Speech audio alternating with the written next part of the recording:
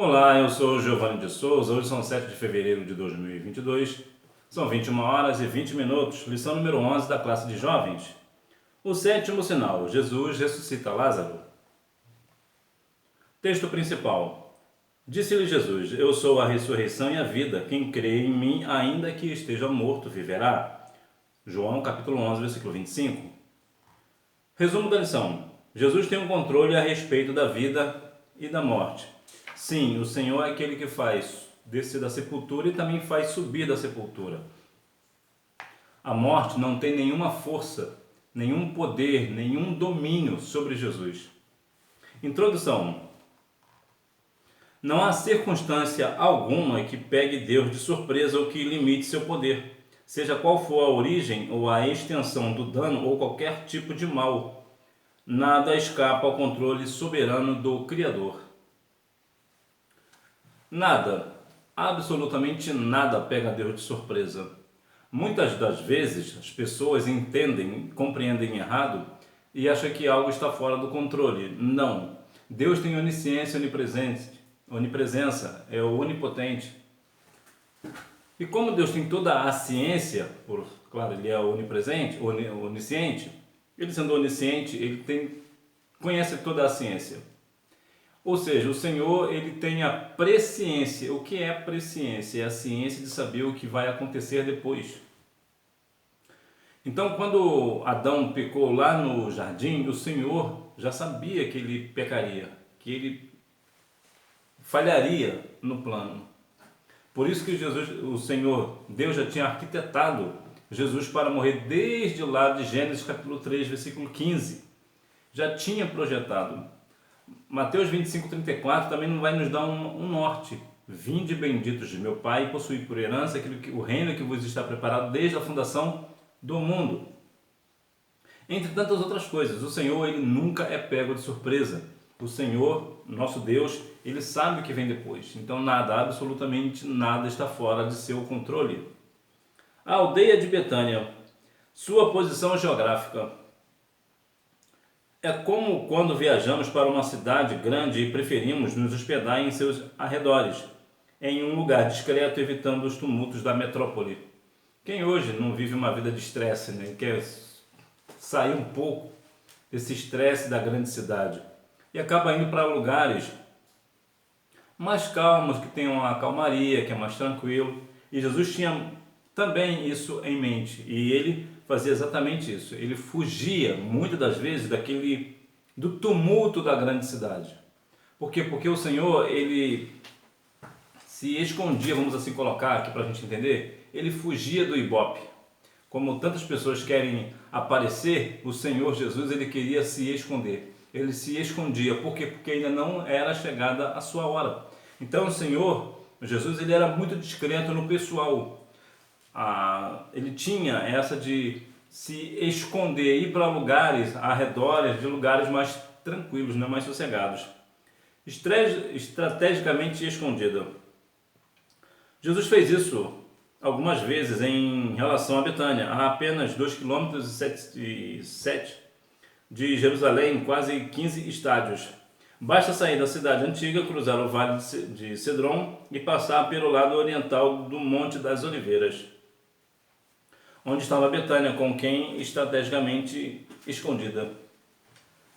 Muitas das vezes, quando nós estamos numa cidade, você vai precisar na sua vida um vale de Cedron, ou seja, você precisa estar no lugar, num vale ou num deserto e ir para um lugar de estratégia, um lugar escondido. E onde é que nós vamos nos esconder? À sombra do Altíssimo. Nós nos esconderemos nas asas do Senhor. Nós estaremos guardados no Senhor. Porque num momento de situação difícil, nós nos escondemos da grande cidade e nos escondemos em Deus. Saindo da agitação, Betânia era um lugar, por vezes, escolhido por Jesus para sair da agitação da movimentada Jerusalém. Essas viagens a Betânia levaram Jesus a ter um relacionamento muito terno com os irmãos Lázaro, Marta e Maria. Eles o recebiam em sua casa, dedicando-lhe serviço, tempo e atenção. Especialmente Maria, que se assentava aos pés de Jesus e ouvia sua palavra.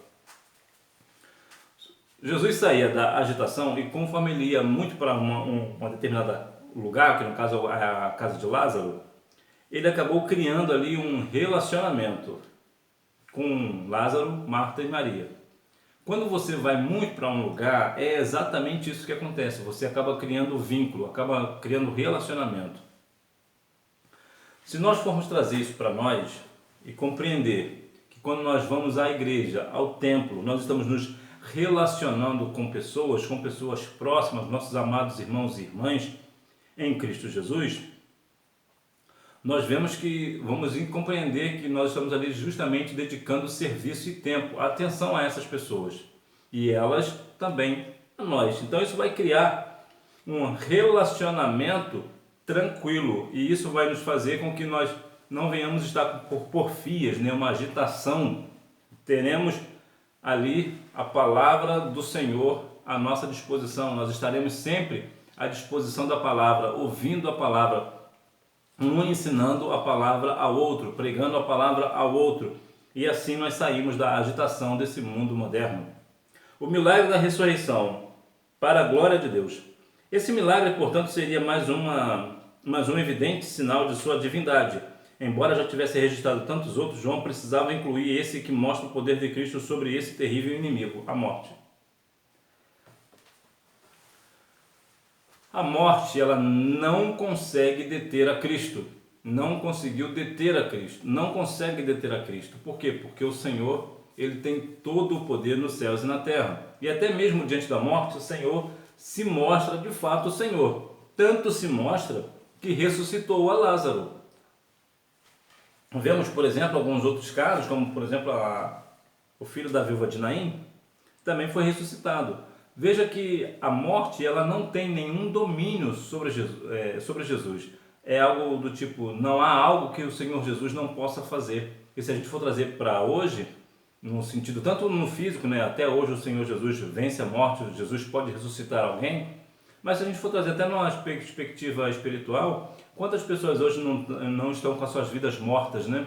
Diante de Deus, está sem comunhão, não vive uma vida de oração, ou até por uma questão ou outra, está enfraquecido na fé, mas o Senhor Jesus, ele está justamente até nos dias atuais ressuscitando a nossa vida, né? Ressuscitando os nossos sonhos, os nossos desejos, desde que, claro, esteja dentro da vontade dele. Defunto ou Lázaro? Acontece que com a morte cessa completamente a possibilidade de comunicação, pois o espírito e a alma já estão fora do corpo. Com Jesus é diferente. Ele não fala com defuntos, enquanto nós perdemos toda a comunicação com quem morre, porque estamos, por enquanto, presos a esse mundo material e físico. Para Deus, a única mudança é que os que já morreram deixaram essa habitação terrena, mas continuam a existir com alma e espírito, podendo ouvir plenamente a sua voz. Quando perdemos um ente querido ou um amigo, uma pessoa amiga, nós não comunicamos mais com essa pessoa. Por quê? Porque a vida, o sopro de vida saiu dessa pessoa, então a gente não consegue mais se comunicar com ela. Há até algumas religiões que falam, né, pregam sobre a questão da fala aos mortos, né, mas é algo completamente fora da palavra. A Bíblia condena tal prática, isso não é algo de Deus. Portanto, na nossa perspectiva, quando uma pessoa morre, a gente não consegue mais se comunicar com ela. Diferente de Jesus, quando alguém morre, o Senhor Jesus entende, ele sabe, na verdade, que aquela pessoa apenas só não está mais neste plano terrestre. Mas ele sabe que essa pessoa ainda vive, essa pessoa ainda existe. Tanto existe que no caso de Lázaro, Jesus chamou Lázaro pelo nome. Por que Jesus chamou Lázaro pelo nome? Porque para Jesus, Lázaro ainda estava vivo.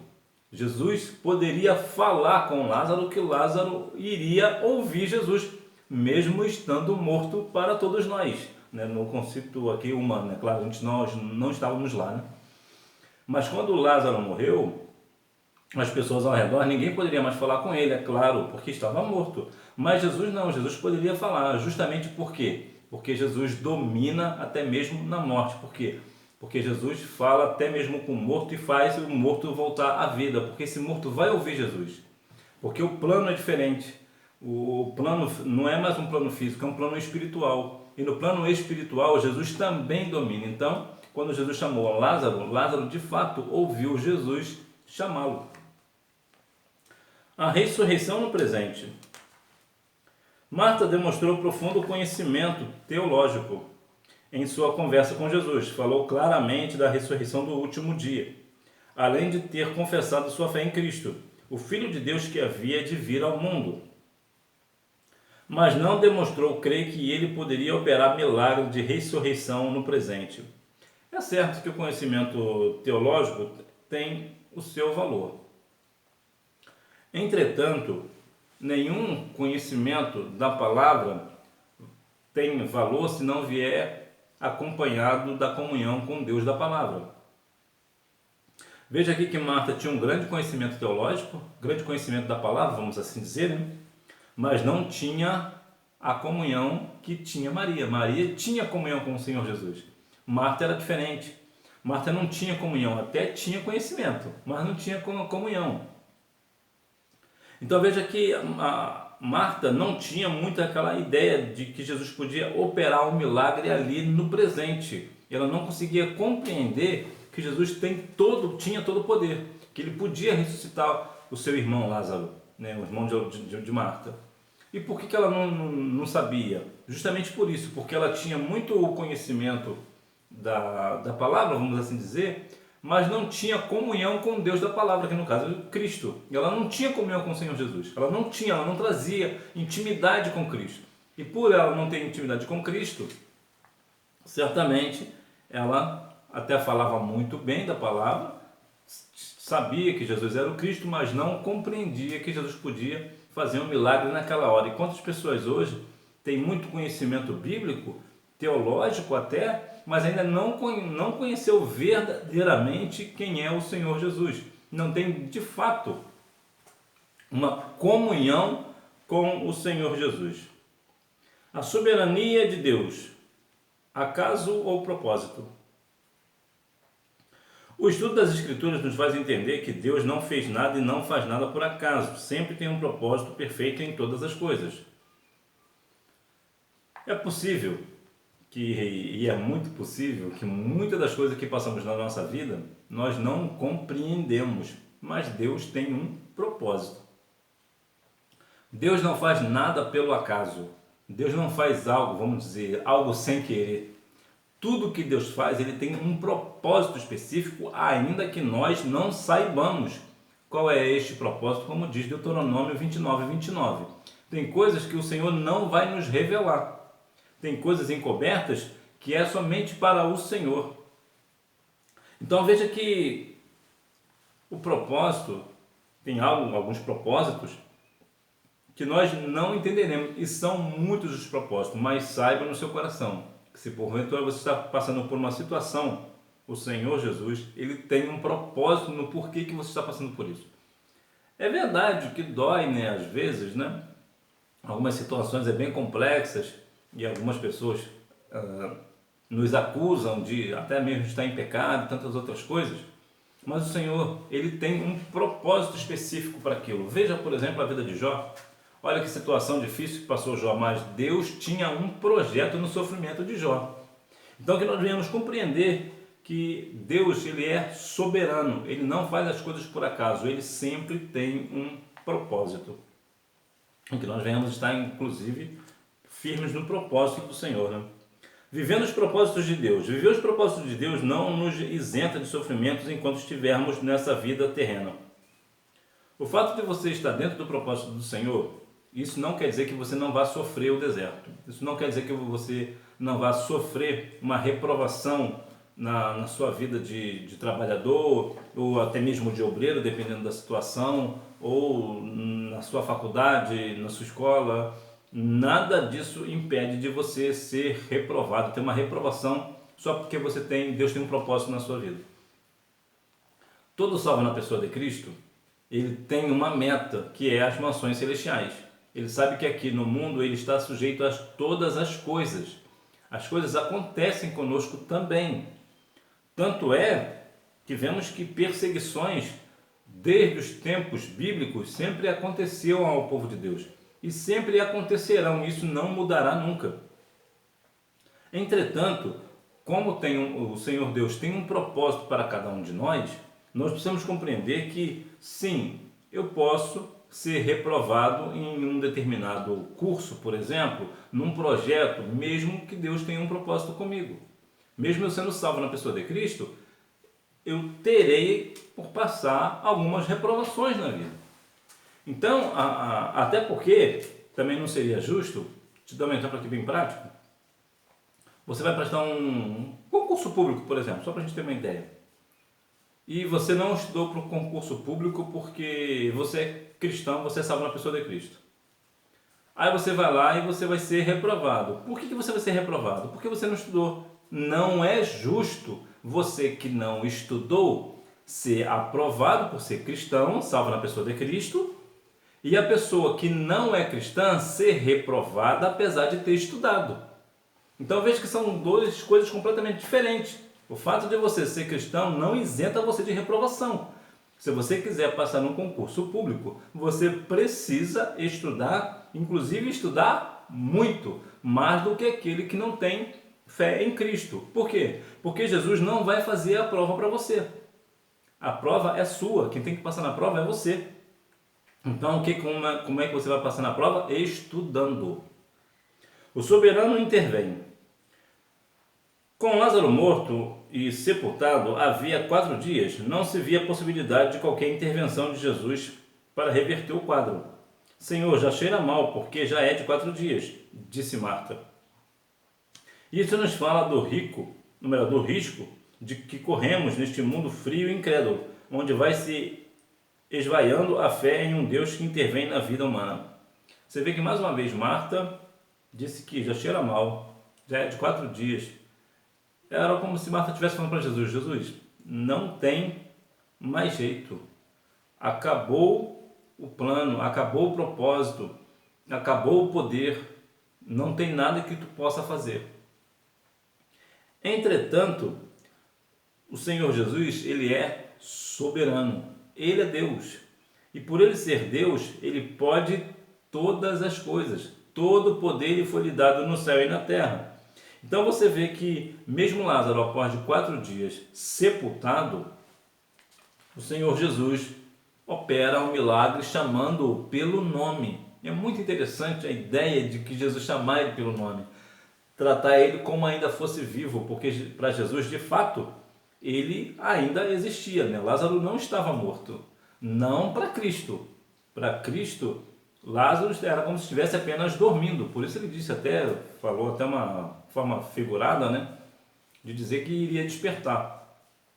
Então veja que o Senhor Jesus, ele sempre chama pelo nome, assim como foi com Zaqueu também, apesar que Zaqueu estava bem vivo, mas Jesus também chamou pelo nome. Então veja que, e lá também, em caso de Zaqueu também é um outro contexto, né, mas só para a gente compreender que o Senhor Jesus nos chama pelo nome. Então, se o Senhor Jesus está te chamando, independente de como está a sua vida, ouça a voz do seu Senhor. Se o Senhor Jesus te chamou para uma obra, para fazer algo, ele tem um propósito na sua vida, obedeça ao Senhor, saia desse túmulo, né? Esse túmulo espiritual que você possa estar hoje, saia dele, ouça a voz de Jesus e vai fazer o que precisa fazer. Inclusive, há uma palavra que Jesus disse sobre a vida de Lázaro, que eu acho uma palavra muito bonita, que depois que Lázaro sai do túmulo, Jesus disse, desatai-o e deixai-o ir. Eu acho essa palavra muito bonita, porque ali dá de fato uma ideia de liberdade, desata, desamarra, deixa ele ir, não precisa deixar ele preso aqui. Ele pode ir, ele pode andar, ele pode fazer o que ele quiser fazer, ele é livre. É isso que é a ideia de Cristo para nós. O Senhor Jesus veio para nos libertar, tanto da morte física, quanto principalmente da morte eterna. O Senhor Jesus, ele veio nos libertar do pecado. Jesus traz muito a ideia de libertação. Conclusão. A ressurreição de Lázaro foi uma clara oportunidade de Jesus revelar aos judeus seu poder sobre a morte. Estava próximo o dia da consumação de seu ministério terreno, com sua morte e triunfo pessoal sobre esse terrível inimigo, a fim de que agora nós também tenhamos nele a vida eterna. A morte não poderá nos deter. Temos vitória assegurada por Cristo Jesus.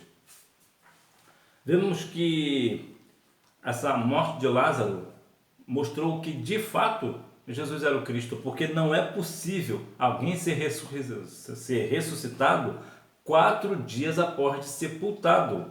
É impossível, não tem condições, não há possibilidades. Até para os dias atuais é impossível uma pessoa morrer e ser ressuscitado, se não for por obra de Deus. É impossível. E se hoje é impossível, muito mais seria aquela época. Então veja que Jesus, ele demonstrou que de fato ele tinha todo o poder, inclusive poder sobre a morte. Tinha e tem, né? Hora da revisão. Número 1, a pequena aldeia de Betânia. Número 2, favoreceram Jesus a ter relacionamento muito terno com Lázaro, Maria e Marta. Número 3, na casa de Lázaro, Maria e Marta. Número 4, falando aos saduceus sobre a ressurreição, Jesus afirmou: Deus não é Deus de mortos, mas de vivos, porque para ele vivem todos.